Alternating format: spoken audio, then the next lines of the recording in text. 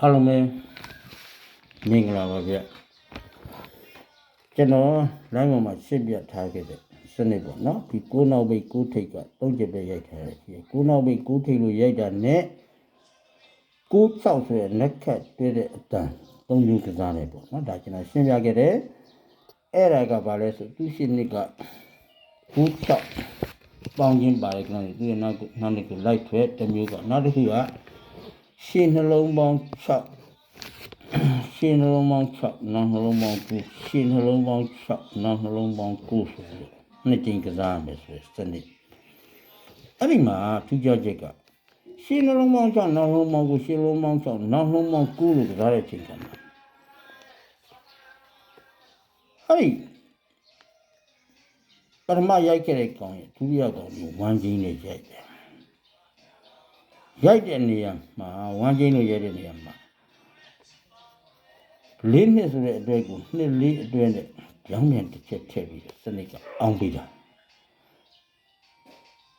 ဟုတ်ပြီနော်ပထမကဒုတိယကလည်းအဲ့ဒီမှာ9နောက်ဘေးက9ထိပ်လို့ရိုက်တဲ့နေရာမှာ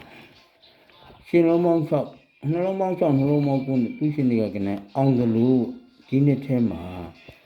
ရှင်နှလုံးပေါင်း6နှလုံးပေါင်း9ပထမတစ်ခွက်ရိုက်ပြီးဒုတိယတစ်ခွက်အဲ့ဒီကောင်ရဲ့ဝမ်းချင်းနဲ့ပဲရိုက်တာ363လို့ဒီမှာအောင်ခဲ့တယ်အဲ့ကောင်ရဲ့ဝမ်းချင်းနဲ့336လို့အောင်တယ်အဲ့ဒီချိန်မှာအတွဲတွဲက63ဆိုရင်36ဆိုတဲ့အပြန်တွဲစနစ်မျိုးနဲ့အောင်တာဒါဆိုဒုတိယကပြီးပြီနော်တတိယကရောက်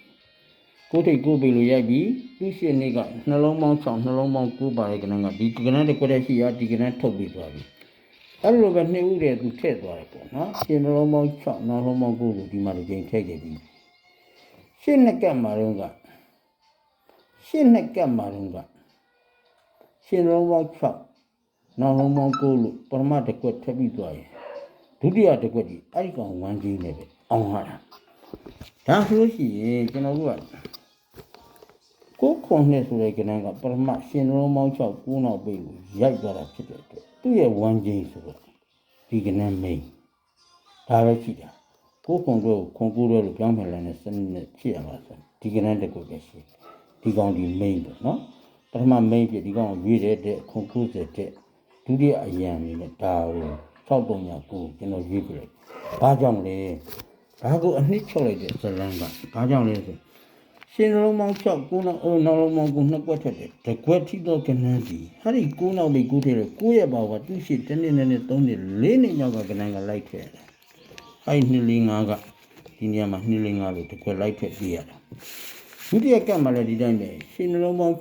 6နောက်လုံးပေါင်း9ဒီမှာတကွက်ထက်တယ်ဒီမှာတကွက်ထက်အဲ့နှစ်ကွက်ထက်မှာတကွက်ထိတော့ကနန်းစီ1နှစ်2နှစ်3နှစ်4နှစ်မြောက်ကကနန်းကလိုက်ထည့်ပြရတယ်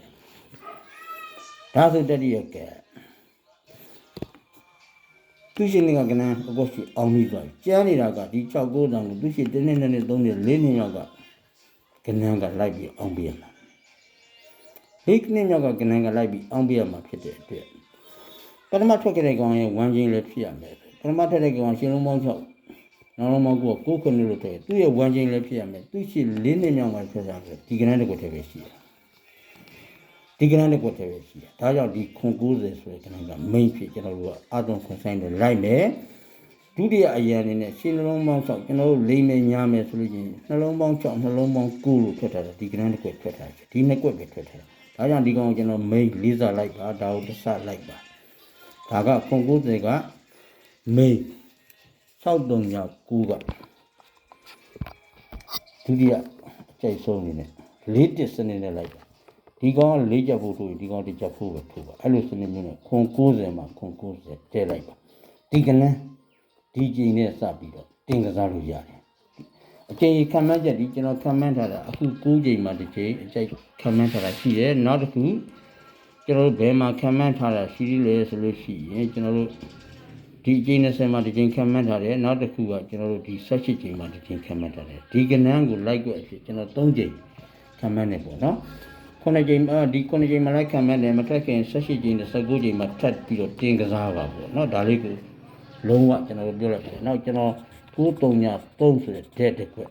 မှန်ပါတယ်ကိုလိုက်ချင်လိုက်ဖို့ပြီးထားပါတယ်ဒါလက်ဆောင်ဖြစ်ပြလိုက်တယ်ကြာရင်ကစားပါပေါ့เนาะအားလုံးပဲကောင်းကောင်းကြပါစေ